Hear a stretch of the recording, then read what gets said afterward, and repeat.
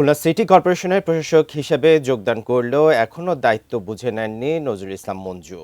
আজ অথবা আগামীকাল দায়িত্ব নিতে পারেন তিনি। খুলনা সিটি কর্পোরেশনে আছেন আমাদের বিভাগীয় প্রতিনিধি অসীম।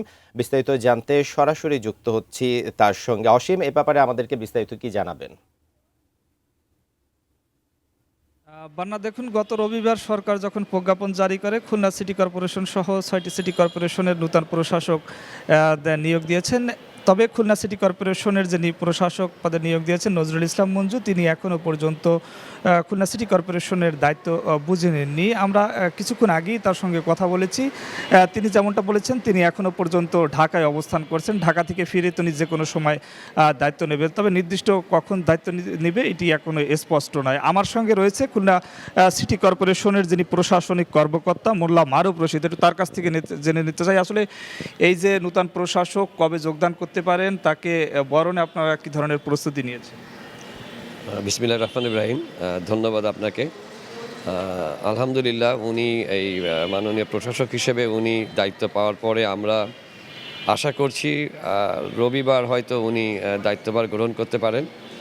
সিটি কর্পোরেশনের পক্ষ থেকে আমাদের প্রধান নির্বাহী কর্মকর্তা সচিব স্যার এবং যিনি এর আগে প্রশাসক ছিলেন, আমরা মোটামুটি ওনার আগমন উপলক্ষে যা যা করণীয় সেই কাজগুলি আমরা করে রেখেছি এবং আশা করছি উনি দায়িত্বভার গ্রহণ করবেন। ইতিমধ্যে আমরা জেনেছি আমাদের মাননীয় প্রধানমন্ত্রী জনাব তারেক রহমান, উনি যেভাবে দেশের দায়িত্বভার গ্রহণ করেছেন, যেভাবে উনি কর্মসূচি নিয়েছেন এবং কাজ করছেন, ওই ধারাবাহিকতায় আমাদের বর্তমান যিনি প্রশাসক হিসেবে নিয়োগ পেয়েছেন জনাব নজরুল ইসলাম মঞ্জু, আমরা আশা করছি উনিও হয়তো সেইভাবেই উনি দায়িত্ব পালন করবেন।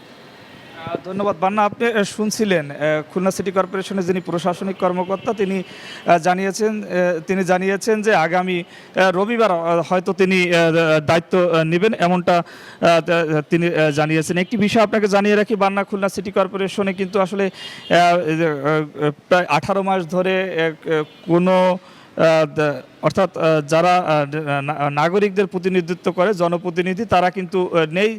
তার কারণে সিটি কর্পোরেশনের যে সমস্ত কার্যক্রমগুলো ছিল অনেকটা আসলে ঝিমিয়ে পড়ার মতন। যে সমস্ত উন্নয়নমূলক কাজ রয়েছে সেই উন্নয়নমূলক কাজগুলো দেখেছি আমরা থমকে রয়েছেন। একই সাথে খুলনা সিটি কর্পোরেশনের যে সবথেকে বড় সমস্যা সেটি হচ্ছে জলাবদ্ধতা, একই সাথে মশার উৎপাত। আপনি জানেন যে আসলে শীত শেষ হওয়ার পরে যখন বসন্ত, গ্রীষ্ম এবং বর্ষা আসে তখন কিন্তু মশার উৎপাত বাড়ে, সেটিও কিন্তু বাড়ছে। তবে নজরুল ইসলাম মঞ্জু আমাকে জানিয়েছে, আমি কথা বলেছি, তিনি বলেছেন যে তার প্রথম কাজ হচ্ছে খুলনা সিটি কর্পোরেশনের জলাবদ্ধতা কিভাবে নিরসন করা যায়, একই সাথে মশার যে উৎপাত রয়েছেন সেই উৎপাত কিভাবে ধ্বংস করা যায় সে বিষয়ে তিনি কাজ করবেন। একই সাথে তিনি বলেছেন যে খুলনা সিটি কর্পোরেশনের যে সমস্ত উন্নয়নমূলক কাজ কিন্তু খুলনা সিটি কর্পোরেশনের যে বাসিন্দারা রয়েছেন তাদের গলার কাটা হয়ে দাঁড়িয়েছেন, সেই গলার কাটা কিভাবে সরানো যায় সে বিষয়টি কিন্তু তিনি কাজ করবেন। তার প্রথম কাজই হচ্ছে এই 3টি কাজ তিনি করবেন, সে বিষয়টিকে কিন্তু তিনি বলেছেন। একই সাথে আসলে নাগরিক সেবার যে বিষয়টি রয়েছে, নাগরিক সেবা, খুলনা সিটি কর্পোরেশনের